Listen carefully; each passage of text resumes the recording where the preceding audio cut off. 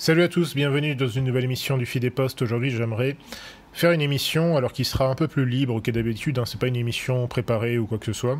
Je vais faire simplement un bilan tout d'abord, évidemment, de l'année écoulée, hein, par rapport aux activités du Feed des Postes.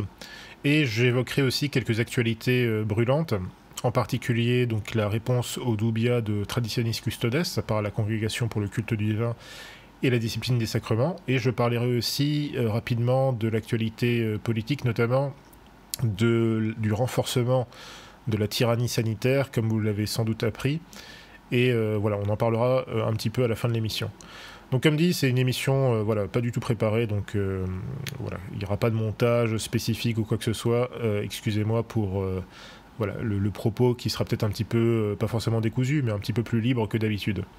Alors tout d'abord, j'aimerais parler tout simplement du bilan, faire un petit peu un bilan de l'année, hein, pour le Feed des Postes, notamment en ce qui concerne notre campagne de dons, puisque vous savez que eh bien, nous sommes un média avant tout qui a été fondé à la base par des laïcs, hein, qui est dirigé toujours par des laïcs, bien sûr avec la supervision occasionnelle de prêtres, hein, qui nous donnent des avis sur ce que nous faisons.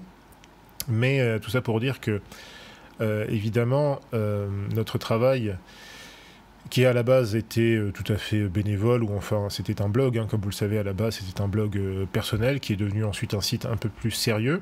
Je suis assez content du fait que le Feed des Postes ait quand même gagné pas mal en exposition, en abonnés, en visibilité en fait tout simplement, depuis notamment je dirais un an et demi. On a bien travaillé à ça et c'est notamment grâce justement aux dons que nous avons reçus de la part de beaucoup de personnes que je remercie ici du fond du cœur, pour lesquels je prie dès que je le peux, pour eux, pour tout ce qui me, pour tout ce qui les concernera dans leur vie et pour leurs proches évidemment. Puisque, alors je les remercie vraiment parce que finalement, il faut bien comprendre que, eh bien, il faut rester pragmatique, hein. L'argent est le nerf de la guerre, c'est comme ça malheureusement, mais on ne peut pas faire grand-chose, en tout cas à notre simple niveau de simple laïc, nous avons besoin d'argent effectivement pour développer notre média, pour développer de nouveaux outils, organiser des choses, ne serait-ce qu'au niveau du matériel, hein, pour faire de meilleures vidéos, etc., etc. Enfin, voilà, vous comprenez ce que je veux dire. C'est tout à fait normal, c'est comme ça que ça se passe.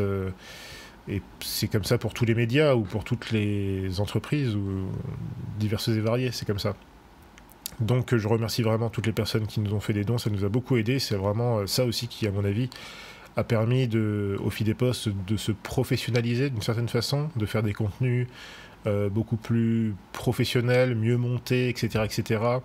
Et ça m'a aussi permis, moi, de me consacrer plus de temps, en fait, finalement, à la préparation de toutes ces choses-là, parce que ça prend énormément de temps, en fait, hein, de faire des vidéos, de préparer des émissions, ou même de faire des articles. Je fais beaucoup moins d'articles qu'auparavant, parce que je manque vraiment de temps.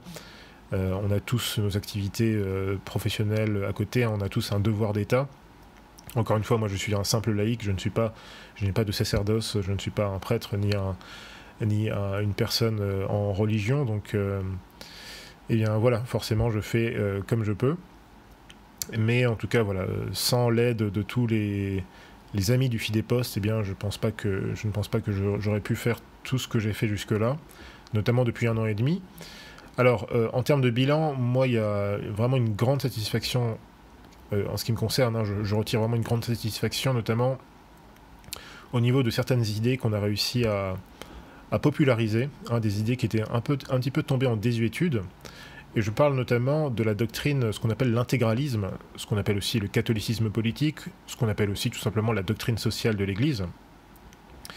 Je pense qu'on a contribué pas mal à populariser cette doctrine, ou en tout cas à la remettre au goût du jour, et pas seulement dans nos milieux, on va dire, plutôt traditionnalistes, radicaux, hein, qui eux connaissent évidemment tout à fait ce genre de doctrine. Mais je vois aussi que cette doctrine a eu un écho très favorable chez beaucoup de catholiques plutôt conciliaires, comme on dit, mais qui sont plutôt en général, qui sont des catholiques comme nous, hein, qui cherchent à bien faire, qui cherchent à honorer Dieu à honorer Dieu aussi bien qu'ils le peuvent.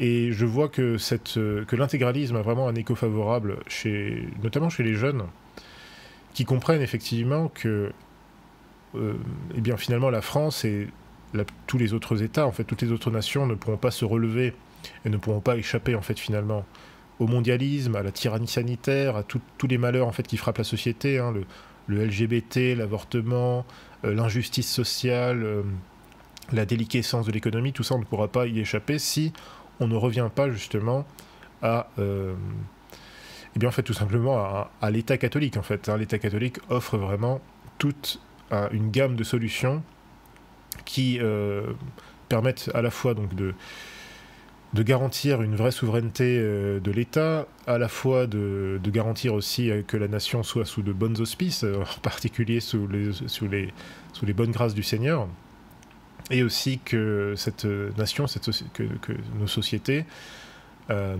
puissent justement avoir des politiques, si vous voulez, de justice sociale, de vraie justice sociale, pas au sens que l'emploient certains SJW ou certains gauchistes, mais de vraie justice sociale, qui est un terme d'ailleurs qui a été inventé à la base par des théologiens catholiques. Tout simplement, voilà, de permettre à la fois une économie libre, mais dans un vrai cadre, un cadre d'une vraie liberté. Donc une économie performante, qui innove, qui n'accable pas non plus les entrepreneurs avec des charges absolument indues, et en même temps une société qui porte assistance eh bien, aux plus pauvres, aux plus modestes. Et aujourd'hui, eh bien, force est de constater que notre société actuelle est totalement déstructurée à ce niveau-là. Hein. C'est-à-dire que vous avez des avantages qui sont accordés à une caste oligarchique, que ce soit une caste politique, médiatique, ou aussi chez certains grosses fortunes, hein, qui évidemment profitent aussi de la démocratie, hein, de la démocratie qui tourne en tyrannie ou qui tourne en oligarchie. Hein, je vous renvoie à Platon pour discerner tout ça. Et d'un autre côté, effectivement, cette même société est très injuste au niveau social, puisque elle ne contribue pas à ce que le travail soit vraiment récompensé, le travail notamment des petits salariés, des petits employés tout simplement, hein, qui aujourd'hui ne sont plus forcément les ouvriers ou tels qu'on les concevait il y a encore quelques décennies. Hein. Le prolétariat aujourd'hui a quand même pas mal changé. Le prolétariat, ce serait plutôt aujourd'hui en fait tous ces emplois du tertiaire ou de la logistique, tous ces jobs toutes ces personnes qui touchent le SMIC ou un peu plus que le SMIC, et qui sont en fait, qui font en fait plutôt partie de ce qu'on qualifierait de cette classe moyenne déclassée justement.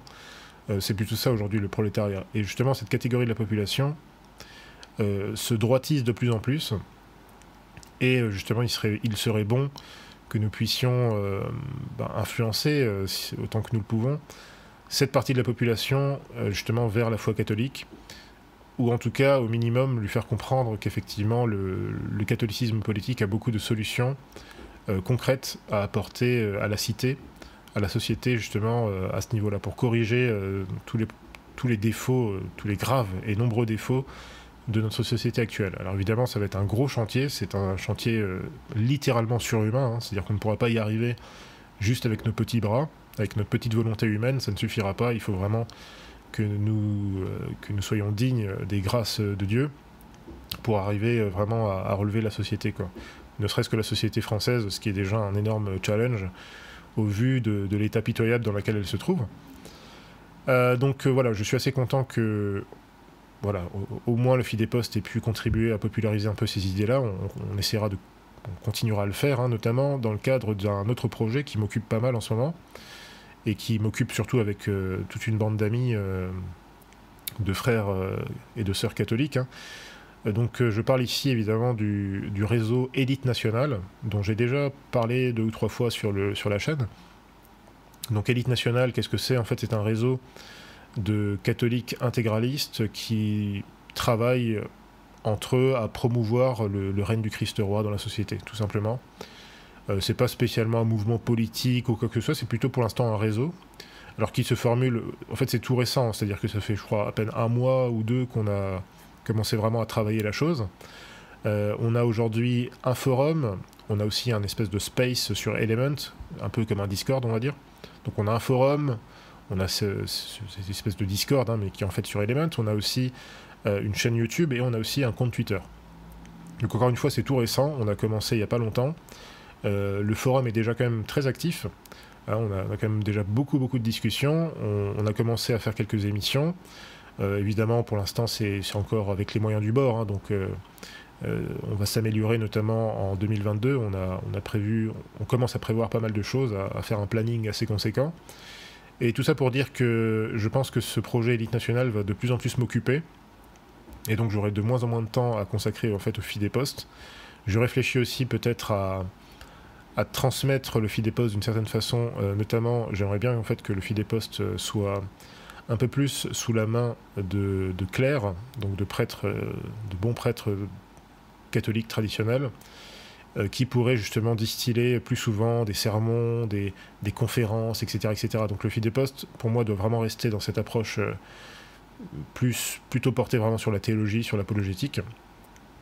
Et comme je suis un simple laïc, et comme je l'ai souvent dit, moi je me sens pas trop dans mon rôle, si vous voulez, à trop parler de théologie ou de choses comme ça, puisque bon, je ne suis qu'un laïc, je ne m'estime pas avoir une vocation particulière, en tout cas pas une vocation en religion, à proprement parler. Donc j'aimerais bien que, peut-être à l'avenir, qu'on fasse davantage intervenir justement des bons prêtres, notamment les prêtres attachés à la CMRI. Et Dieu sait que nous en avons beaucoup, et surtout des très bons, que d'ailleurs vous avez pu découvrir avec les interviews qu'on a fait, donc notamment de Monseigneur Pivarunas, de l'abbé Marchizet, et il y a encore des interviews à venir, notamment du père Borgia et du père Weissensteiner, donc qui est lui un prêtre autrichien. Voilà, donc c'est pour ça aussi que j'aurai sans doute moins de temps à consacrer au fil des postes à partir de 2022, ou surtout à la fin de l'année 2022. Je pense que voilà, au début de l'année 2022, je vais quand même continuer j'ai encore des projets, pas mal de choses à faire avec le fil des postes. Donc voilà, ça va continuer. Donc encore une fois, pour ceux qui le peuvent et ceux qui estiment que le fil des postes vraiment leur apporte quelque chose, eh bien n'hésitez pas à nous soutenir, comme vous le pouvez, par vos prières ou par des dons pour ceux qui le peuvent. C'est quand même très important, ça je vais en reparler tout de suite, mais il faut bien se rendre compte que il faut être aussi pragmatique, c'est-à-dire que si vous voulez, moi je n'ai pas du tout la sainteté, loin de là, que peuvent avoir, si vous voulez, des grands saints catholiques qui se nourrissaient uniquement avec l'Eucharistie quasiment toute l'année. Ça, ce sont des choses exceptionnelles qui qualifient justement les saints.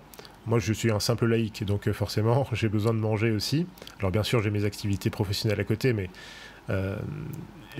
si on veut effectivement développer un média, et plus que ça, même un mouvement, vraiment un réseau, eh bien, nous devons aussi y mettre finalement des finances, de l'argent, financer tout ça. C'est la triste réalité de ce monde. Les choses sont ainsi, malheureusement. Et vous savez très bien que nous sommes, surtout nous autres, on va dire catholiques, fidèles à la tradition, catholiques semper idem, eh bien nous sommes quand même non seulement plutôt en minorité, mais aussi nous avons face à nous, si vous voulez, de nombreuses forces. Nous sommes littéralement encerclés par des ennemis, ou en tout cas des forces adverses qui, elles, ont quand même bien souvent des moyens quand même beaucoup plus conséquents que nous, en tout cas des moyens matériels. Et ça, c'est une chose que je crois Adrien Abosi donc avait souvent rappelé sur son émission, sur Radio Athéna. Il rappelait souvent qu'effectivement, face à nous, nous avons des groupes de subversion divers et variés qui, eux, non seulement ont des moyens, ont des financements, que ce soit de la part de l'État ou que ce soit de la part de groupes qui ont des finances conséquentes. Et aussi, ces groupes-là, ces groupes de subversion, ont des soutiens aussi au sein de la population, des gens qui n'ont pas hésité à les soutenir, quoi. Donc là encore, nous devons nous organiser à ce niveau-là, et c'est aussi pour ça que nous devons, dans la mesure du possible, également étendre notre réseau, étendre la propagande de la foi, afin de toucher d'autres personnes qui vont potentiellement donc être touchées par notre message, par le message catholique, ou ne serait-ce que par le catholicisme politique, et qui vont elles aussi pouvoir contribuer aussi à la cause, ne serait-ce que financièrement. Donc ça, ce sera des choses à travailler bien sûr en 2022. et pas seulement pour le Fidé Post ou pour Élite Nationale, hein, mais pour l'ensemble, on va dire, du mouvement. Et je vais aussi d'ailleurs rappeler, pardon, excusez-moi, je vais d'ailleurs en profiter pour rappeler une chose aussi très importante, hein, peut-être quelque chose, une campagne de financement qui est sans doute beaucoup plus importante que celle du Fidé Post, c'est la cagnotte pour la chapelle de l'abbé Thomas Le Gall. J'en ai déjà parlé dans une dernière vidéo, mais sachez que l'abbé Thomas Le Gall, donc, qui est un prêtre de la CMRI, un excellent prêtre que je connais personnellement, un très très bon prêtre qui a fait, qui fait beaucoup pour les catholiques Semper Idem en France. Et donc il a un groupe de fidèles donc, qui sont dans la région d'Angers, je crois, qui cherchent justement à acquérir un bâtiment pour avoir vraiment une chapelle digne de ce nom, dans laquelle justement l'abbé Thomas Le Gall pourra vraiment être résident de façon permanente et va pouvoir aussi se stabiliser et conduire vraiment un apostolat encore plus beau et plus efficace que ce qu'il a fait jusque-là. Donc ça, c'est une campagne très importante. Donc pour tous les amis de la foi catholique, pour tous ceux qui aiment les prêtres fidèles à la tradition, n'hésitez pas, dans la mesure de vos moyens, à contribuer à la cagnotte pour la chapelle de l'abbé Thomas Le Gall. Vous avez le lien en description de cette vidéo. Alors sachez que cette cagnotte, elle va durer, je crois, une centaine de jours, peut-être un peu plus, je ne sais plus exactement, mais en tout cas, voilà, vous avez le temps, hein. Cette cagnotte ne va pas se terminer maintenant, mais en tout cas, l'abbé Thomas Le Gall cherche ou en tout cas le groupe de fidèles, hein, surtout, cherche à acquérir à peu près la somme de 25 000 €, ce qui n'est pas énorme, hein, mais bon. Et pour l'instant, je crois qu'ils sont à peu près un peu plus de 10% de l'objectif, ce qui est pas mal du tout, hein, parce que la cagnotte a commencé il n'y a pas très longtemps. Donc voilà, n'hésitons pas, enfin, dans la mesure de nos moyens, participons à cette cagnotte. Ça, c'est vraiment la chose la plus importante. Il faut que nous ayons un maximum de prêtres, de bons prêtres, de chapelles traditionnelles un peu partout en France. C'est très très important. C'est même évidemment beaucoup plus important que tout ce qu'on fait sur le Fidé Post, tout ce qu'on raconte sur le catholicisme politique et tout ça. Ce qui est important avant tout, c'est vraiment les fondamentaux de la foi, l'accès au sacrement, etc., etc.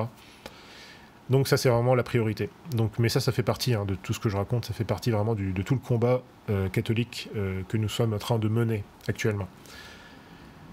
Voilà, donc ça c'était pour l'introduction par rapport aux actualités et aux futurs projets, hein, donc autour du Fidé Post et d'Élite Nationale. D'ailleurs, je rappelle aussi que le forum Élite Nationale, pour l'instant, est un peu fermé, on va dire, c'est-à-dire que on essaie de filtrer en fait, de pas faire un forum trop ouvert pour l'instant. On n'a pas envie, si vous voulez, qu'il y ait des trolls ou qu'il y ait des gens qui viennent poster des choses un peu malsaines sur le forum.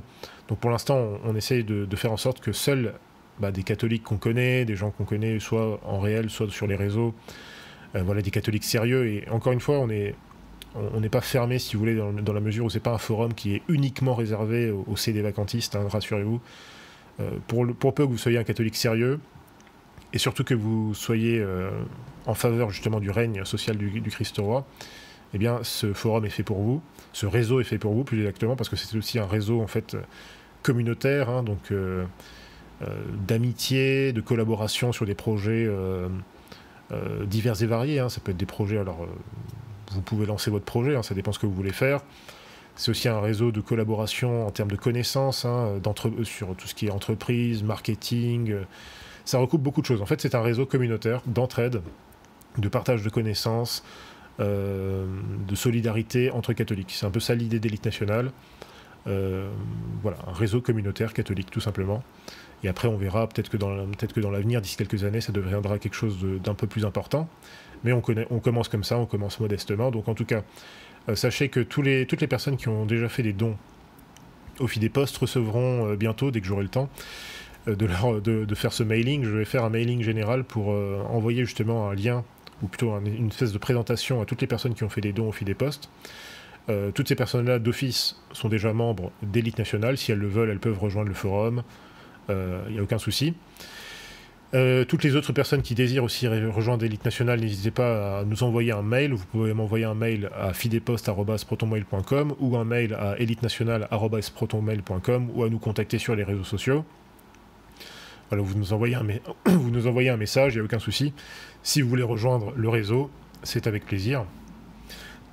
Excusez-moi, j'ai un chat dans la gorge. Donc voilà.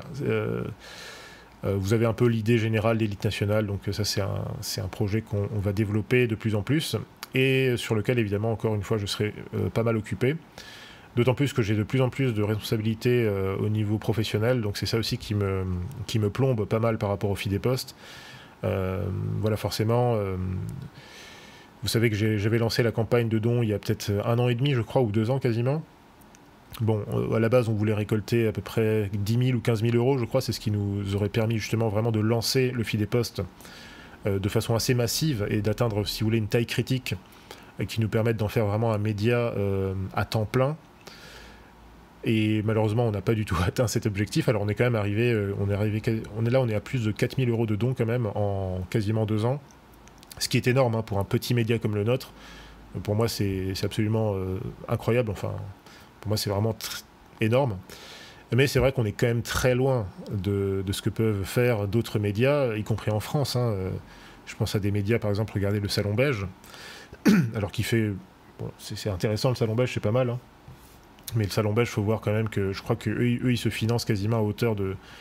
Je ne vais pas dire de bêtises, mais c'est quasiment dans les 80 000, voire 100 000 euros par an. Enfin, j'ai vu qu'ils faisaient une campagne là récemment, justement, à ce niveau-là, où ils divulguaient quelques chiffres. Donc vous voyez que rien que pour un média comme le Salon Belge, nous, on est minuscules à côté. Hein, c'est rien du tout ce qu'on fait à côté de ça. Malheureusement, donc on n'a pas atteint vraiment nos objectifs, mais ce qui était un petit peu... Moi, je m'y attendais. Hein, mais ce qu'on a réussi à faire quand même, en termes de levée de fonds, était quand même... est quand même pour moi tout à fait important. Donc je continue, enfin on laissera évidemment la cagnotte ouverte, hein, ceux qui veulent continuer à faire des dons, il n'y a pas de souci. Sachez aussi, alors je le rappelle, hein, certains ne s'en rendent pas compte toujours, mais sachez que les personnes en fait qui font des dons de plus de 120 euros ont droit, peuvent choisir un livre sur le site du collectif Cerveau Bellarmin, un livre dans une limite de prix de 20 euros. Et donc ils peuvent obtenir ce livre gratuitement. Enfin, on leur offre ce livre si vous voulez, en rétribution justement, en remerciement de ce don de plus de 120 euros. Sachez néanmoins que si vous faites un don de 120 euros, n'oubliez pas de nous le signaler. Il faut nous envoyer un mail pour nous signaler que vous voulez tel livre, parce que sinon en fait on ne le sait pas. Donc n'oubliez pas de le faire parce que voilà, je le signale parce que je ne sais pas si tout le monde se rend toujours compte en fait qu'il y a cette possibilité d'avoir une rétribution, une récompense pour un don de plus de 120 euros. Je le signale quand même au passage, c'est important. Je signale aussi pour les personnes justement qui font des dons de plus de 500 euros. On en a eu quelques-uns et je les remercie parce que pour moi c'est absolument incroyable. C'est énorme comme don. Ces personnes-là ont aussi droit justement à un cadeau. Et en l'occurrence, ce cadeau, pour les dons de plus de 500 euros, c'est une Bible, la Bible de Tours, dans une magnifique édition reliée, avec notamment les illustrations de Gustave Doré, donc une édition de luxe, vraiment une magnifique Bible. Et donc ça, c'est pour les personnes qui font un don de plus de 500 euros. Et donc, justement, il y a une personne récemment là qui a fait un don de 500 euros et qui va recevoir début janvier sa Bible de Tours, et que je remercie encore. Il se reconnaîtra peut-être s'il m'écoute. Je le remercie vraiment du fond du cœur. C'est vraiment... pour moi, ce sont des dons exceptionnels, hein, mais tous les dons qu'on reçoit, pour moi, ça me fait halluciner parce que pour un petit média comme le nôtre, c'est quand même exceptionnel. Voilà, c'était juste un rappel. Hein. N'oubliez pas, donc, quand vous faites un don dans ces tranches-là, n'oubliez pas de nous le signaler pour qu'on puisse effectivement tout simplement prendre les dispositions et vous envoyer votre récompense. Sinon, en fait, on ne sait pas toujours qui est qui, en fait. C'est important. Voilà, donc ça c'était pour la partie argent, hein, donc malheureusement il faut parler d'argent quand même de temps en temps, c'est la réalité de ce monde. Et je vais encore en parler 2 secondes, parce que c'est là où je voulais en venir en fait. Pourquoi c'est important en fait tout ça? C'est important parce que nous faisons face à des adversaires qui eux ont beaucoup de moyens. Regardez tous les groupes de subversion tels que les LGBT, les Antifa et tous ces gens-là. Les LGBT sont financés par des grands milliardaires, que ce soit aux États-Unis ou en Europe. Hein. J'avais fait, si vous avez lu mon livre Mystère de la Révolution, j'avais consacré une petite partie justement à ça, où je montrais que en fait, les groupes LGBT étaient financés par notamment des gens comme Martin Rothblatt, hein, qui est un transsexuel d'ailleurs, mais qui est un multimilliardaire voilà, richissime, et qui a vraiment beaucoup donné pour la propagande LGBT, et notamment transsexualiste. Donc imaginez que ces gens, notamment souvent d'ailleurs des gens qui se prétendent anticapitalistes, c'est vraiment très drôle parce que en fait ce sont des gens qui sont financés littéralement par les plus grands oligarques du monde. Donc ces gens ont des moyens considérables par rapport à nous. Et même la moindre petite association ou mouvement de dingos LGBT, je sais pas quoi, voilà, sont capables de faire des levées de fonds de 50 000, 100 000 euros très facilement, alors que nous, voilà, c'est beaucoup plus difficile. Alors il y a plusieurs raisons qui expliquent ça, mais je ne vais pas rentrer dans le détail ici. Les antifas, c'est un peu pareil. Les antifas qui se prétendent anticapitalistes. Alors en France, je ne sais pas trop ce qu'il en est, mais aux États-Unis, récemment, vous avez eu une affaire assez rigolote, c'est que les antifas de Portland, Portland c'est vraiment le bastion antifa, pour ceux qui savent, aux États-Unis. Et il y a un groupe d'antifa assez important à Portland qui a reçu des dons considérables, notamment de la NFL. Donc la NFL, c'est la National Football League. Donc c'est la ligue officielle du football américain. Et cette ligue-là, qui est vraiment quand même le symbole même du capitalisme, ou en tout cas du sport, entertainment et tout ça, voilà, ces gens-là, la NFL, ont fait un don considérable, enfin on fait même plusieurs dons considérables à ces associations antifa.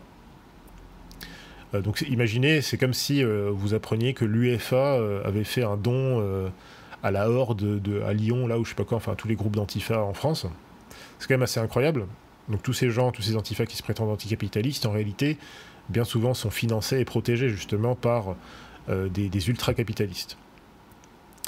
Et c'est aussi pour ça que ces gens peuvent se permettre des outrances que nous ne pouvons pas nous permettre.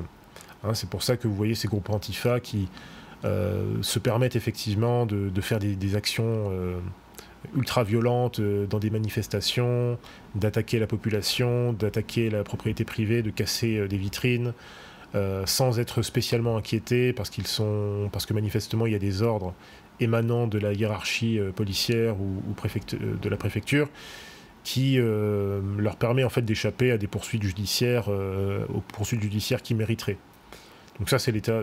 On sait très bien que ça se passe comme ça. C'est la réalité du terrain. Et donc, voilà, ces gens ont quand même beaucoup d'avantages sur nous. Alors, les fact-checkers, les fameux débunkers, pareil. Vous voyez Tristan Mendès France, Rudi Reichstadt, tous ces gens-là sont aussi financés par par pas mal d'entités, parce qu'ils servent en fait la soupe, le discours régimiste. Ils servent le discours officiel.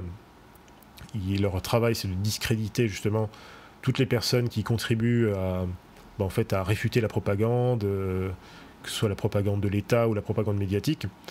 Donc ces gens-là, même si en fait virtuellement ils n'ont aucun soutien dans la population, ils reçoivent quand même des subsides considérables parce qu'ils font justement le sale boulot. Ce sont les prostituées du système. Maintenant, sur un côté plus théologique, pour ce qui nous concerne notamment au Fidéposte, nous faisons face aussi à d'autres adversaires. Notamment, nous faisons face à deux catégories en particulier en France, les apologistes musulmans, et d'une certaine façon aussi, nous faisons face à certains milieux juifs orthodoxes.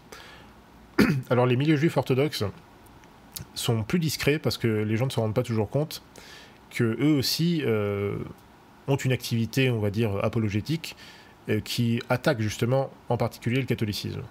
Mais ces gens-là sont en général plus discrets, en tout cas on les connaît moins, ils se font moins remarquer. On s'attache plus en général à dénoncer, si vous voulez, certaines initiatives communautaristes, juives on va dire, mais plutôt dans l'espace politique, le CRIF, la LICRA, ces choses comme ça. Mais on ne porte pas souvent très attention à l'apologétique des juifs orthodoxes qui effectivement attaquent bien souvent le catholicisme. Mais comme dit, ce ne sont pas forcément les plus nombreux. Ce qui nous occupe beaucoup ces derniers temps, vous l'avez remarqué, ce sont les apologistes musulmans. Puisque je pense que le Fidéposte, et ça c'est aussi un autre point de satisfaction pour moi, je pense que nous sommes l'un des rares médias catholiques traditionnels à vraiment avoir mis en place des contenus, si vous voulez, de synthèse apologétique pour réfuter l'islam, pour informer les musulmans, mais aussi pour informer les catholiques, donc non seulement pour travailler justement à la conversion des musulmans, mais aussi pour former en fait les catholiques sur l'islam, à connaître en fait l'islam, à connaître les musulmans, et pour permettre en fait donner des outils en fait aux catholiques qui pourraient effectivement avoir l'occasion, pourraient avoir l'opportunité dans leur vie de tous les jours, d'apporter leur concours, si vous voulez, à la conversion d'un musulman, d'une connaissance, d'un proche, etc. Donc je pense qu'on est l'un des rares sites catholiques à vraiment avoir fait ce travail-là en France. Alors il y en a d'autres, hein, bien sûr, mais je pense qu'on est l'un des seuls à avoir une ligne vraiment traditionnaliste. Hein, vous avez d'autres sites qui sont... ou d'autres mouvements, d'autres missions qui sont plus, on va dire, sur une approche plus conforme, on va dire, à l'approche pastorale de Vatican II, on va dire ça comme ça. Alors que nous, évidemment, bon, on a une approche plus traditionnaliste, intégraliste, etc., etc. Bon. Ce qui ne veut pas dire que les autres organisations ne font pas forcément des choses intéressantes, hein, bien sûr. Mais tout ça pour dire que, évidemment, notre approche se fait de plus en plus remarquer dans certains milieux musulmans, parce que justement, ils remarquent que nous avons une approche assez offensive, mais en même temps assez respectueuse, et surtout aussi une approche... je pense que ces apologistes musulmans remarquent que nous sommes peut-être assez redoutables dans la mesure où nous connaissons assez bien en fait, les milieux musulmans, nous avons bien étudié l'islam, nous refusons de tomber un petit peu dans les caricatures débiles, droits de l'hommistes, libérales, modernistes qu'on peut entendre ici et là.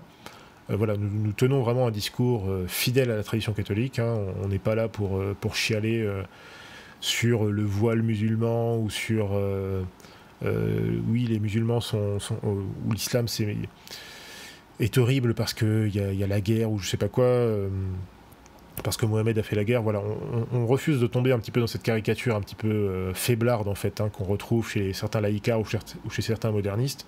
Voilà, on tient à avoir un discours catholique offensif, respectueux, cohérent, mais voilà, d'un autre côté qui est aussi intransigeant, hein, sur l'essentiel évidemment. Mais d'un autre côté, moi je remarque une chose, c'est que d'une part, nous faisons face effectivement à des organisations musulmanes qui sont très actives sur Internet, notamment sur YouTube, et qui ont quand même beaucoup de visibilité par rapport à nous. Et là, je vais quand même pousser un petit coup de gueule contre, si vous voulez, le manque d'engagement des Français pour la cause catholique et pour leur incohérence par rapport justement à l'islam. C'est-à-dire que beaucoup de Français aujourd'hui, notamment on va dire dans tous les milieux marinistes, zémouristes, voilà, toute cette droite un petit peu populiste, hein, qui est un petit peu en vogue dernièrement. Bon, on sait très bien que vous avez beaucoup de gens qui sont inquiets par rapport à l'islam, l'islamisation, etc. etc. Bon. Mais ce que nous déplorons, et ce que j'ai déjà dit à de nombreuses reprises, c'est que ces gens sont incohérents. Ces gens font un constat qui est un constat qui est ce qu'il est. Alors ils font le constat de façon plus ou moins correcte. En tout cas, ils voient qu'il y a un problème, effectivement, avec l'islamisation, etc. Ok, très bien. Mais effectivement, ils veulent appliquer de très mauvaises solutions. Déjà parce qu'ils font une mauvaise analyse du problème, déjà. Ils font une analyse, en fait, libérale et laïcarde de la question islamique. Ce qui est évidemment une erreur, non seulement spirituelle, mais aussi une erreur politique. Donc ça, c'est une chose que j'essaye de rappeler le plus souvent possible. Et donc, on essaie aussi de leur faire comprendre que par rapport à ces questions de l'islam en France aujourd'hui, il n'y a qu'une seule solution. Comme pour tous les autres problèmes d'ailleurs, hein. C'est une solution qui ne peut que se trouver dans l'intégralisme catholique, dans le catholicisme politique. Le problème en particulier par rapport à l'islamisation aujourd'hui, c'est que ce soit le régime ou que ce soit même M. Zemmour ou Marine Le Pen, quelle est leur réponse en fait à l'islamisation? C'est plus de laïcisme. Ce qui est quand même d'une stupidité, ou en tout cas d'une incohérence et d'une bêtise que je ne peux pas concevoir, en fait. Et parce qu'en fait, c'est ce que ces gens ne comprennent pas, et ce que je rappelle souvent, c'est que s'il y a aujourd'hui islamisation, c'est parce que justement, il y a eu laïcisation de la société française. C'est parce que vous avez eu l'imposition, depuis notamment la fin du 19e siècle, vous avez eu l'imposition de ce laïcisme d'État. Donc de cette doctrine selon laquelle l'État ne reconnaît aucune religion en particulier, ce qui est d'ailleurs un mensonge, hein. En réalité, la République, en tout cas le régime de la République issue de la Révolution, reconnaît en réalité une religion, qui est la religion maçonnique. Mais tout ceci de façon occulte. Mais en tout cas, dans les faits, dans la société, le fait de ne pas reconnaître, par exemple, que la religion catholique est la religion d'État, eh bien, c'est nécessairement dire que, dans ce cas-là, n'importe qui en France peut organiser sa religion comme il l'entend. C'est ça que ça veut dire. C'est la liberté de croyance, pour tout et n'importe qui, pour tout et n'importe quoi, pour n'importe qui, et n'importe comment dans la société. C'est à peu près ça, en fait. Et le problème avec tout ça, c'est que c'est une question de nombre, ensuite. Hein, c'est un peu le principe démocratique. C'est-à-dire que si vous aviez aujourd'hui des millions et des millions de bouddhistes en France, eh bien, il y aurait un problème de bouddhisation de la société, qui serait évidemment, qui se formulerait dans des termes différents que l'islamisation, mais ce serait tout aussi problématique. Ce serait tout aussi problématique, parce qu'on aurait affaire, évidemment, de notre point de vue, évidemment, à l'imposition d'une fausse religion ou de l'influence d'une fausse religion dans la société, dans l'espace public. Donc aujourd'hui, parce que vous avez... alors vous avez environ 10 millions, on va dire, de musulmans en France, eh bien, logiquement, vous avez effectivement une certaine islamisation, mais du fait du nombre. Pour diverses raisons, je ne vais pas y revenir, hein, donc ça c'est lié aussi à l'histoire, hein, quand même, ça il faudrait le rappeler aussi, hein, aux gens qui s'étonnent de l'immigration. L'immigration massive est aussi une conséquence finalement de la mauvaise décolonisation, de la mauvaise décolonisation et aussi de la mauvaise colonisation qui a été le fait de la France révolutionnaire au XIXe siècle. Hein, ça, bon, je vais pas y revenir dans le détail, mais c'est aussi comme ça que ça... Enfin, c'est comme ça qu'il faut expliquer les choses. Et donc, s'il y a aujourd'hui islamisation, c'est parce qu'il y a présence de beaucoup de musulmans. Et donc ces musulmans, qui sont en particulier des musulmans sunnites, originaires d'Afrique du Nord, eh bien, s'organisent évidemment naturellement de façon communautaire, culturelle, on va dire, sur le plan culturel, ce qui à la limite est naturel. Hein, je veux dire, vous avez aussi des certains réflexes communautaires dans la communauté portugaise ou chinoise ou que sais-je. Bon, c'est comme ça, très bien. Avec évidemment des parties de ces populations qui sont plus ou moins assimilées. Après, tout dépend ce qu'on entend comme par assimilation, évidemment. Et d'autres, effectivement, qui sont plus dans une approche vraiment de repli communautaire. Bon, ça dépend aussi des personnes, de leur éducation, de la date aussi à laquelle ils sont arrivés. Ça dépend de plein de choses, en fait. Mais, donc, vous avez cette organisation culturelle de ces personnes issues donc, de l'Afrique du Nord, hein, notamment de populations musulmanes, mais vous avez aussi nécessairement et logiquement une organisation cultuelle, donc religieuse, donc avec l'apparition, évidemment, depuis 20-30 ans, de plus en plus de mosquées en France. Aujourd'hui, je crois qu'il y a 3000, 4000 mosquées en France, mais ceci traduit aussi tout simplement la réalité du terrain, c'est-à-dire que vous avez de plus en plus de musulmans, donc forcément vous avez de plus en plus de mosquées. Et tout ceci est permis par le laïcisme. C'est ça qu'il faut comprendre. Donc quand M. Zemmour nous dit que le laïcisme c'est la solution, eh ben non, le laïcisme c'est justement la source du problème. Parce que dans un État catholique, les choses ne se passeraient sûrement pas comme ça. Dans un État catholique, nous dirions en préambule de la Constitution, la religion de l'État français, c'est la religion catholique. Et donc à partir de là, déjà, tout le corpus juridique, notamment constitutionnel, change du tout au tout. Déjà, vous avez réglé 99% des problèmes. J'exagère peut-être, mais c'est à peu près ça. Et par conséquent, dans un État catholique, par exemple, nous, c'est ce qu'on propose. On proposerait plutôt de mettre en place des concordats. On dirait, ok, il y a une population musulmane en France, pour des raisons historiques, très bien, mais nous allons déjà organiser un concordat, c'est-à-dire que nous allons accepter certaines représentations de l'islam, et pas d'autres. Celles qui ne nous intéressent pas ou celles qui ne nous conviennent pas pour diverses raisons, eh bien, on les interdit, on leur dit, voilà, vous dégagez, vous vous barrez de là. Par contre, d'autres qu'on va juger propres justement à respecter eh bien, le règne social de notre Seigneur Jésus-Christ, et donc à s'organiser dans leur espace communautaire, eh bien ça c'est tolérable, ça c'est permis par la théologie catholique, ça on peut le faire. Et il faudra le faire sans doute avec d'autres religions d'ailleurs, hein, avec le judaïsme talmudique, avec le protestantisme peut-être, etc., etc. Parce que c'est la situation, hein, il faut aussi être pragmatique. Et donc là, vous réglez aussi beaucoup de problèmes par rapport à cette islamisation. Parce qu'une fois que vous avez en place un État catholique, un État qui fait la promotion du catholicisme dans les institutions, dans l'espace public, dans la société, dans l'éducation nationale, là, vous réglez beaucoup de problèmes. Parce que là, déjà, vous avez une remigration qui va s'opérer de façon quasiment naturelle. C'est-à-dire que vous avez des personnes qui vont... les personnes vraiment les plus indésirables vont partir d'elles-mêmes. Elles vont se dire, nous, on veut pas... On voulait bien vivre dans un état laïcard parce que justement ça nous permet en fait de profiter de ces idiots de Français qui sont animés justement de ces idéaux droits de l'homiste ou je sais pas quoi, chacun peut vivre sa religion comme il le veut. Il faut bien comprendre que pour les islamistes ou pour les juifs communautaires, c'est du pain béni, parce qu'ils peuvent évidemment s'organiser de façon beaucoup plus facile. Mais dans un État catholique, là les choses changent du tout au tout.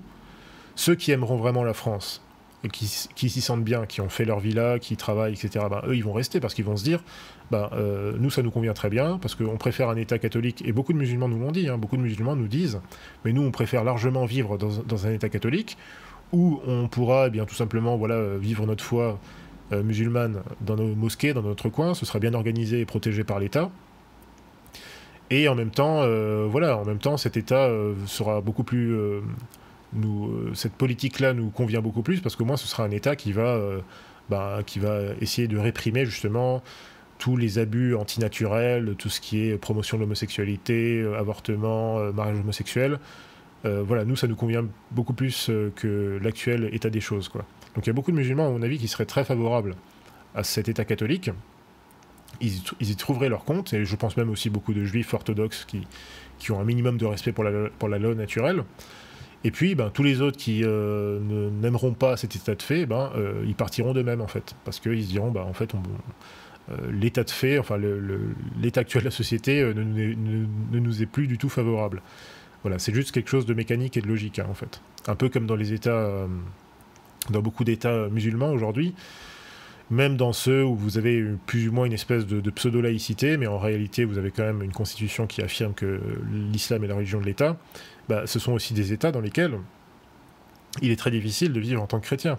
Ou du moins, si vous voulez vivre en tant que chrétien, vous avez aussi une espèce de dérivation en général de la charia, c'est-à-dire que vous avez l'État qui va reconnaître effectivement certaines confessions chrétiennes, et donc qui va leur accorder des droits bien définis, qui va aussi les protéger d'une certaine façon. En fait, il faut bien savoir que ce système, alors qu'on appelle dans l'islam, c'est la charia en fait, enfin tout ceci est organisé par la charia, il faut savoir que là vous avez des laïcards qui bondissent évidemment au ciel quand ils entendent ça, évidemment ça leur fait très peur, mais il faut savoir que dans la doctrine catholique, il y a à peu près la même chose qui existe. C'est-à-dire que quand vous avez un État catholique et que vous avez des communautés non catholiques au sein de votre société, il est tout à fait juste d'organiser des choses pour justement que ces gens, il ne faut pas leur faire injustice, c'est-à-dire si ces gens ont une présence légitime, on va dire, dans le pays, il ne faut pas être injuste envers eux, on peut organiser effectivement un espace de tolérance pour eux, sans évidemment renier les fondamentaux de la Constitution qui vont être d'affirmer que la société, l'État est catholique, ok. Mais effectivement, vous les juifs ou vous les musulmans, on peut vous organiser des choses, mais à condition bien sûr que vous respectiez évidemment cet fait constitutionnel. Et si par contre évidemment vous commencez à vouloir attaquer ce principe-là, et là ça va mal se passer pour vous. C'est d'ailleurs ce qui est arrivé aux protestants à une époque. C'est comme ça tout simplement. Donc ça n'a rien, si vous voulez, d'étranger à la doctrine catholique, et ça n'a surtout rien d'étranger en fait à la simple logique en fait. C'est tout simplement normal. Mais c'est évidemment quelque chose qui est impensable en fait dans un esprit libéral et laïcard. Et le libéral et le laïcard, qui sont en fait les deux, un petit peu les deux faces d'une même pièce, ne se rendent pas compte en fait qu'aujourd'hui ils sont en train de pleurer sur l'islamisation, mais ils ne se rendent pas compte que c'est justement leur doctrine, leur idéalisme politique qui amène en fait à cette situation. Mais voilà, tout ça pour dire que le problème avec cette incohérence-là, c'est que nous avons beaucoup de mal aujourd'hui, si vous voulez, à faire entendre notre message catholique, à faire entendre le message intégraliste dans la société française, parce qu'aujourd'hui, nous sommes un petit peu dans une phase de réaction par rapport aux 2-3 derniers mandats, Sarkozy, Hollande et Macron. Donc beaucoup de gens, en fait, réagissent surtout à des problèmes très concrets, on va dire, enfin très terre-à-terre, immigration massive, insécurité, paupérisation aussi des classes moyennes, désindustrialisation, etc., etc. Ce qui est évidemment, enfin, ce sont évidemment des réactions tout à fait légitimes que nous partageons évidemment en grande partie. Donc les gens sont plutôt focalisés là-dessus. Et donc les politiciens, notamment Éric Zemmour ou Marine Le Pen, évidemment, axent avant tout leur campagne sur ces sujets-là, ils ont tout à fait raison de le faire, sauf qu'ils le font, à mon avis, avec ce défaut vraiment absolument fatal, ce défaut doctrinal déplorable de vouloir absolument justement inclure cette espèce en fait, de doctrine jacobine hein, dans leur discours, dans leurs éléments de langage, et de dire voilà finalement sur les problèmes communautaires et identitaires, on ne pourra revenir à une situation apaisée en France qu'en restaurant en fait les principes de la laïcité, mais pas de la laïcité vue originellement comme étant la laïcité hein, que la doctrine catholique a inventé littéralement à la base, hein, mais plutôt évidemment de la laïcité selon les principes révolutionnaires, selon les principes jacobins, selon les principes de la Troisième République. Telle est l'approche de la laïcité envisagée par M. Zemmour et Marine Le Pen, malheureusement. Alors qu'à mon avis, il pourrait très bien se passer de ce genre d'éléments de langage, et à mon avis, ils auraient d'ailleurs beaucoup plus de chances d'un point de vue électoral, mais bon, ça, c'est leur problème. En tout cas, à cause justement de ces préoccupations aujourd'hui de la société, eh bien, nous avons beaucoup de mal à faire passer notre message, d'une part pour les raisons que je viens d'expliquer, mais d'autre part aussi parce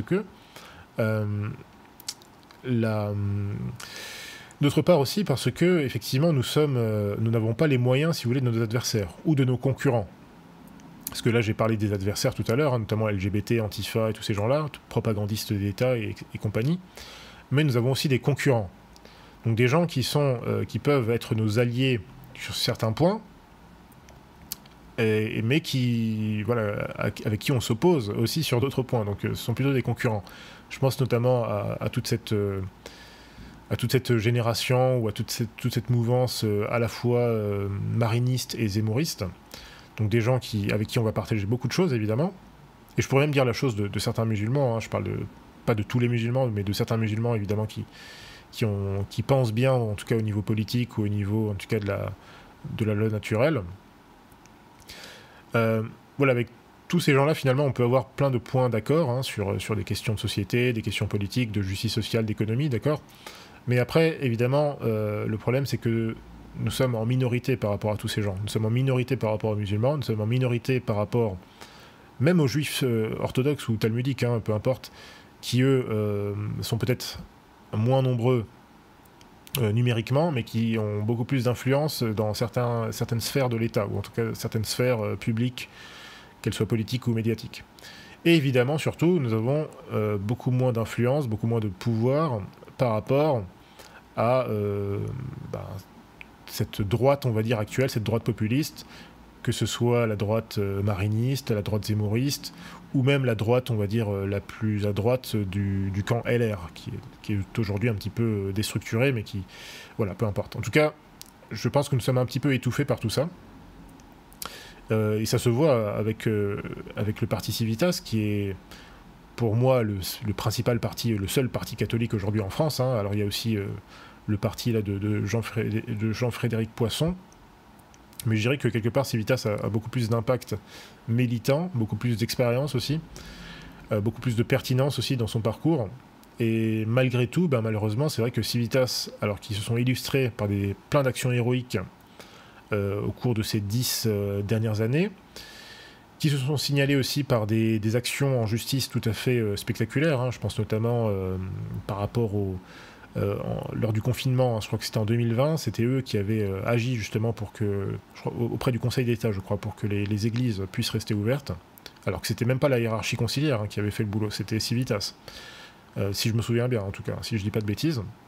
Récemment, je crois aussi que Civitas a lancé une action par rapport, vous savez, pour obliger, je crois, je sais plus quelle instance judiciaire, en tout cas, à forcer justement, vous savez, des plateformes pornographiques à imposer justement une restriction d'âge pour l'accès à leur site. Là encore, c'est Civitas qui a fait une action en justice pour ça. Donc Civitas fait vraiment beaucoup de choses, mais souvent dans l'ombre, des choses qui ne sont pas assez reconnues en fait médiatiquement. Hein, finalement, on ne parle pas trop de Civitas, même dans les médias de droite. Hein, on n'en entend pas parler sur VA+, ce qui est assez décevant parce que j'aime beaucoup ce que fait VA+. On n'en entend pas parler non plus sur TV Liberté, ce qui est aussi dommage. J'aime beaucoup TV Liberté, mais voilà. Tout le camp en fait catholique intégraliste n'est pas du tout relayé en fait dans les les médias de droite les plus sympathiques, hein, notamment donc VA+, et TV Liberté. C'est quand même plus que dommage, c'est quand même assez problématique. Et donc, à cause de ça, eh bien, forcément, notre voix est étouffée pour l'instant. Alors évidemment, on va y travailler, à monter en gamme, aussi à faire des contenus de plus en plus qualitatifs, à faire des actions de plus en plus qualitatives, à vraiment mobiliser notre réseau, à le structurer aussi, à former les gens, parce que c'est aussi ça qui est important, hein, et voilà, peut-être que d'ici quelques années, effectivement, la situation va s'améliorer. Parce que pour l'instant, effectivement, nous sommes... ce manque d'engagement, si vous voulez, des Français pour la cause catholique, elle est aussi due à ça. C'est-à-dire qu'il ne faut pas compter sur la hiérarchie conciliaire pour faire le boulot. C'est évident, la hiérarchie conciliaire, pour ceux qui l'ont toujours pas compris ou qui ne veulent toujours pas le comprendre, la hiérarchie conciliaire est à la base, plutôt de la... En tout cas, une grande responsabilité, si vous voulez, justement, dans la déchristianisation terminale des Français depuis Vatican II. Ça, j'en suis absolument convaincu, on m'en fera pas démordre. Parce que ce sont des choses que j'ai pu constater de moi-même. Il y a des gens qui veulent toujours pas l'admettre, notamment des jeunes, hein, qui n'ont pas vécu tout ce que nous avons vécu, qui n'ont pas la profondeur historique pour comprendre ça, mais qui le comprendront un jour, ou même très bientôt. Donc il ne faut pas compter sur la hiérarchie conciliaire pour défendre, si vous voulez, le catholicisme politique. Sûrement pas. Et finalement, nous sommes un petit peu réduits à nous-mêmes. Enfin, nous sommes réduits finalement aux bonnes volontés, hein, du clergé fidèle à la tradition et des laïcs, des fidèles donc qui sont eux aussi fidèles à la tradition. Voilà à quoi nous sommes réduits pour l'instant. Donc nous sommes face à... c'est pour ça que je disais tout à l'heure que ce combat est vraiment littéralement surhumain. Littéralement, parce que vraiment... nous devons vraiment obtenir, ou mériter plutôt, les grâces du bon Dieu, hein, si on veut espérer avoir vraiment du succès, parce que nous faisons face vraiment à toute une somme d'adversaires, mais qui ont des forces beaucoup plus, matérielles, hein, qui ont des forces matérielles beaucoup plus étendues que les nôtres. On est vraiment dans un contexte de David contre Goliath, en fait. Vraiment, on est dans un contexte qui a des proportions bibliques, hein, littéralement. C'est David contre Goliath, ou c'est les fameux Maccabées face aux énormes armées donc d'Antiochus Épiphane. Donc moi je m'inspire beaucoup, comme vous le savez, des Maccabées, parce que à mon avis c'est l'un des modèles dont on devrait vraiment s'inspirer, hein. On a plein de modèles comme ça, hein. Les Maccabées, il y a aussi la bataille de Montgisard, toutes ces choses-là. Les batailles à 10 contre 100 000, c'est vraiment la situation dans laquelle nous sommes aujourd'hui. Donc voilà, donc j'espère que vous avez compris un peu ce que je voulais dire. En tout cas, ça explique aussi pourquoi nous avons beaucoup de mal aussi à financer nos initiatives. C'est que finalement, nous n'avons pas encore une voix très étendue. Aujourd'hui, on est dans une phase où finalement les créateurs de contenu sur YouTube, parce qu'aujourd'hui beaucoup de choses passent par YouTube, hein, faut pas se le cacher.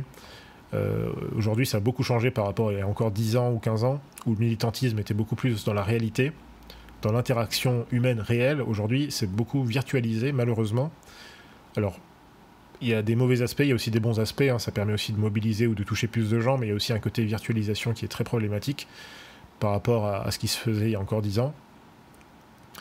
Et du coup, forcément, on a du mal aussi à toucher un certain public, parce qu'il y a aussi un trop-plein.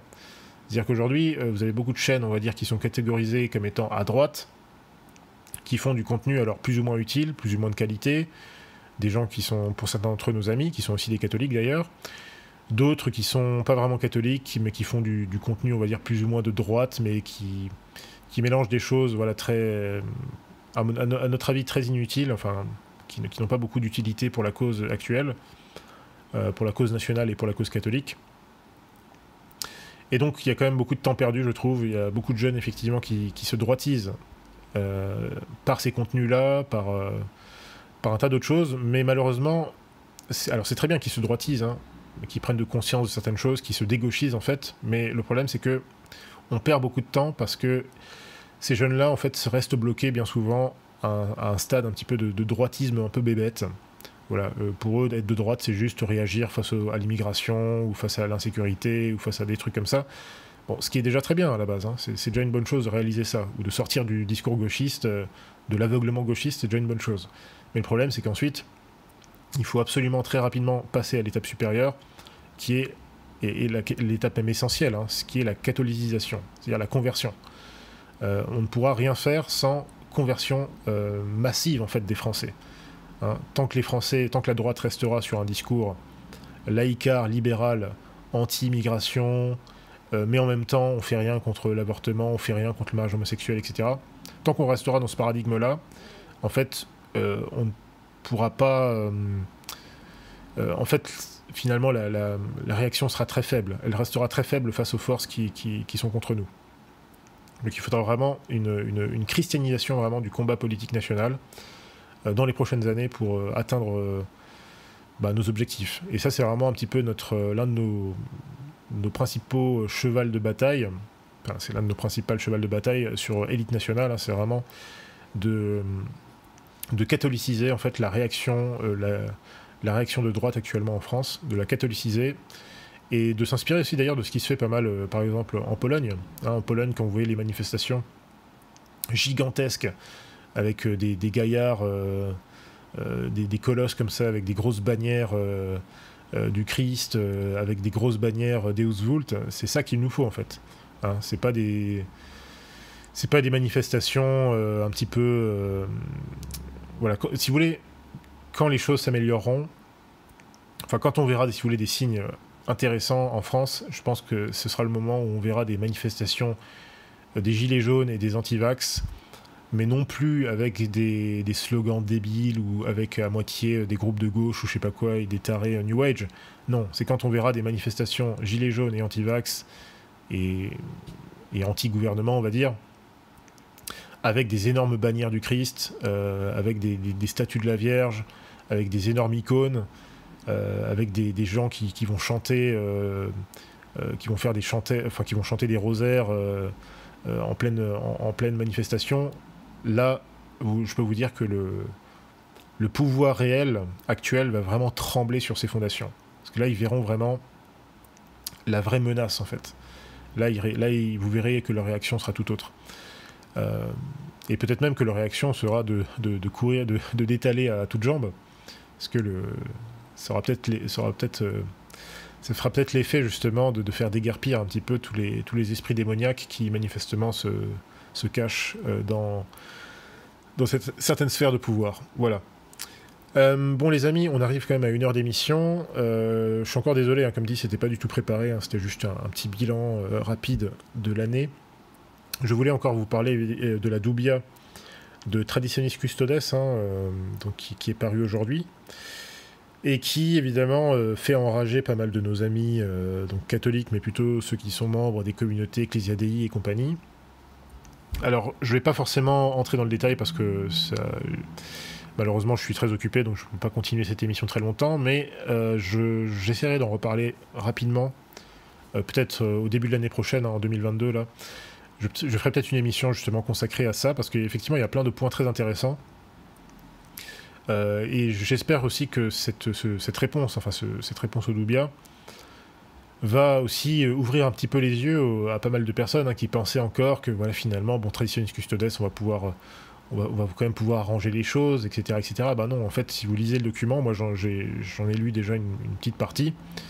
C'est très clair, hein, c'est très clair. Ici, là, c'est la Congrégation pour le culte divin qui vous dit clairement, si vous pensiez que Traditionis Custodes pouvait être interprété dans un sens libéral, c'est-à-dire dans un sens où finalement, bon, c'est pas très grave, c'est juste pour la forme, et en fait, rien va vraiment changer. Non, non, non. En fait, tous ceux qui participent justement qui sont un petit peu dans le cadre des paroisses concernées par Ecclesia Dei ou par Summorum Pontificum, ben, attendez-vous à avoir des restrictions de plus en plus violentes. Hein. Donc, beaucoup de gens, effectivement, sont très inquiétés par tout ça, et de façon légitime. Mais en même temps, vous ne pourrez pas dire qu'on ne vous avait pas prévenu. Hein. On vous en parle depuis longtemps, avant même que ce document soit sorti. On vous a averti, voilà. Mais bon, vous comprendrez peut-être un jour à qui vous avez vraiment affaire. Alors, je ne vais pas rentrer dans le détail de ce document, ce serait trop long. Je le ferai une autre fois, mais je ferai aussi sans doute une vidéo, si Dieu veut, en défense de la position sédévacantiste.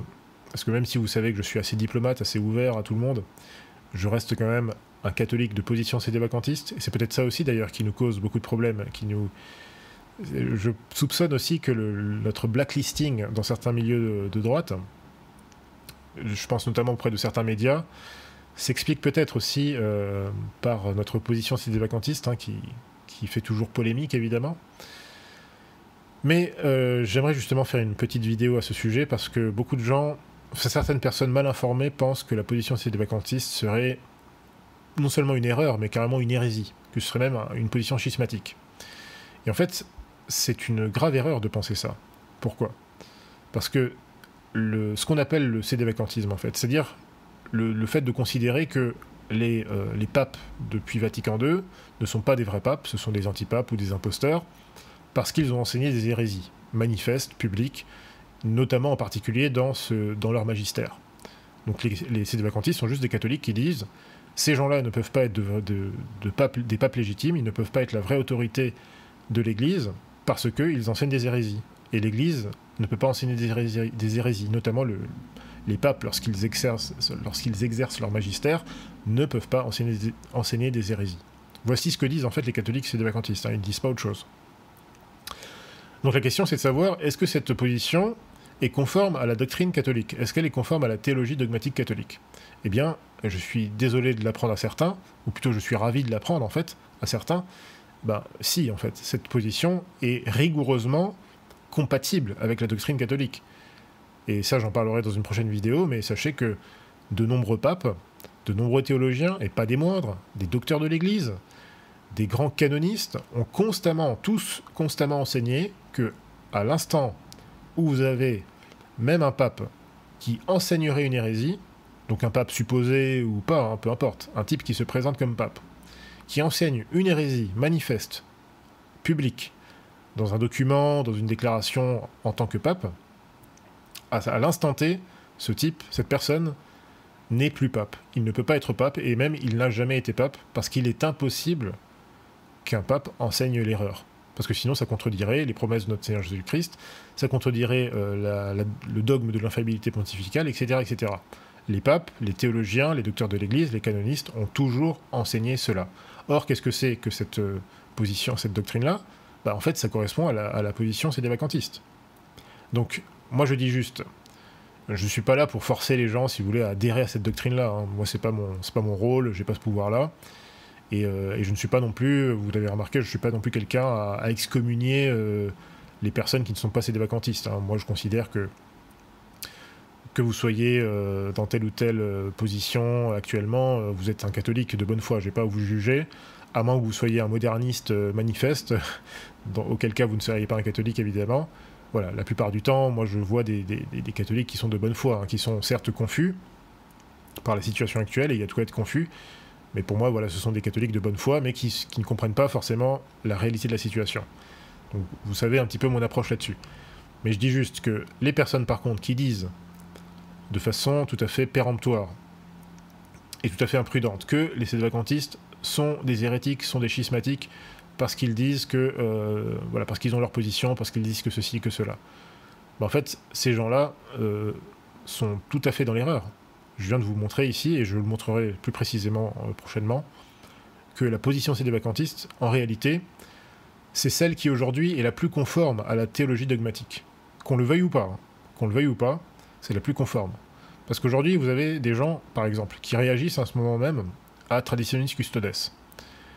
Des gens qui, le lundi, vont dire « Oui, François est notre saint pape, il est très bien. Comment osez-vous dire qu'il n'est pas notre saint pape? C'est manifestement le pape. » Et le lendemain, le mardi, ils vont vous dire « Ah mais Traditionis Custodes, c'est un scandale, ce pape c'est vraiment un salaud, moi je n'accepte pas ce document, etc., etc. » Mais de quel droit n'acceptez-vous pas ce document? Si François est pape, vous devez accepter ce document. Et vous devez même vous plier à ce qu'il dit en introduction de ce document, à savoir que la messe Paul VI, c'est la messe officielle du rite latin dans l'Église. C'est ce qu'il dit, lui. Donc normalement, vous devriez, au lieu de... Finalement, pourquoi vous attachez à la messe Saint Pie V? Si François est le pape, eh bien vous devriez suivre François et aller dans votre paroisse la plus proche de chez vous, votre paroisse tout simplement locale, et aller tous les dimanches à la messe Paul VI. Peu importe que d'ailleurs qu'on y joue de la guitare, ou que ce soit une messe Paul VI plus ou moins dite avec dignité, peu importe, vous devez y aller, c'est votre paroisse, donc vous y allez. En fait, il faut juste être logique, quoi. Vous ne pouvez pas dire à la fois que François est le pape, et en même temps refuser ce qui ne vous plaît pas dans son magistère. C'est impossible, c'est pas possible. Ce n'est pas une position, enfin, c'est pas une attitude catholique. Je dis pas que vous n'êtes pas catholique, mais je dis juste que si telle est votre approche, vous vous trompez lourdement.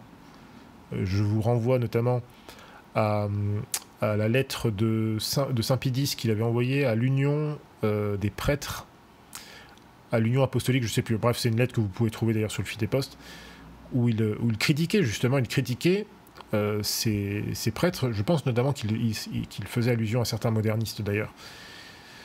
Il disait, voilà, mais cette façon de faire, de dire que voilà, tel passage dans le magistère ça nous plaît pas, ou ça en fait on l'interprète à notre manière. Saint Pédis disait, mais ça c'est scandaleux, ce n'est pas une attitude digne d'un catholique, ce n'est pas comme ça qu'il faut faire. Donc vous comprenez bien qu'aujourd'hui, il y a beaucoup de catholiques effectivement qui sont dans la confusion par rapport à Vatican II, à François et tout ça. Mais comprenez bien qu'en fait, si vous êtes logique avec vous-même, si vous considérez vraiment que François est un pape légitime, vous ne pouvez pas tout simplement choisir de refuser ou de critiquer même tel ou tel de ses enseignements, telle ou telle de ses doctrines, telle ou telle de ses disciplines.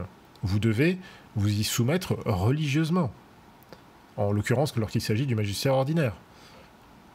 Donc finalement, si vous êtes objectif, quelle position est la plus cohérente avec la doctrine catholique? Est-ce que c'est celle des catholiques qui critiquent François tout en le reconnaissant comme vrai pape, mais qui critiquent pas lui en tant que personne, qui critiquent sa doctrine, qui critiquent ses enseignements? Est-ce que ça c'est plus conforme à la doctrine catholique?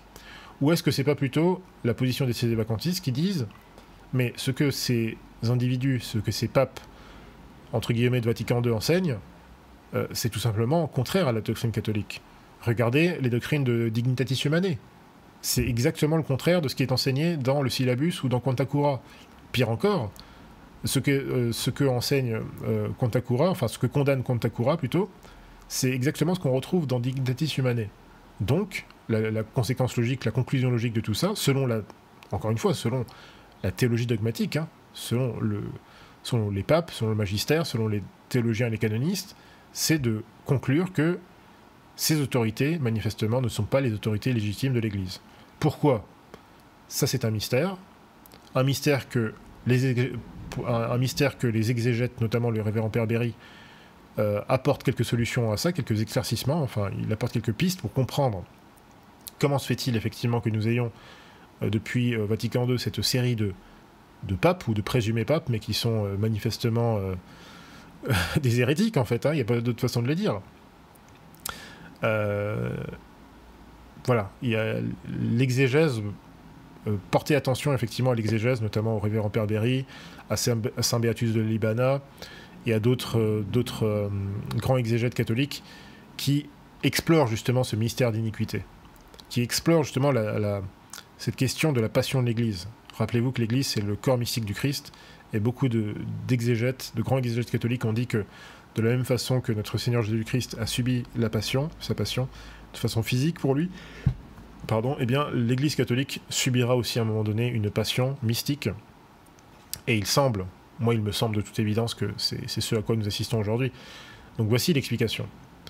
Et cette explication, même si elle peut être déroutante, ou en tout cas plutôt elle peut être effrayante, elle est même très effrayante, elle est quand même beaucoup plus pertinente et logique que de reconnaître François comme pape et de n'obéir en rien à ce qu'il vous enseigne. Voilà. Bref, bon, ça j'en reparlerai une autre fois. Encore une fois, moi je défends aussi ma position, hein. Je suis un catholique de position sédévacantiste, donc en plus je vous en parle quand même assez rarement finalement, hein.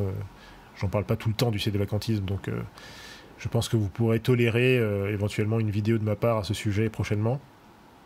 En tout cas les amis, je vais arrêter cette petite vidéo de bilan ici, et je vous souhaite, si on ne se revoit pas avant les fêtes de Noël, eh bien je vous souhaite évidemment un saint Noël, et je vous dis, ma foi, à très bientôt, peut-être à l'année prochaine si Dieu veut.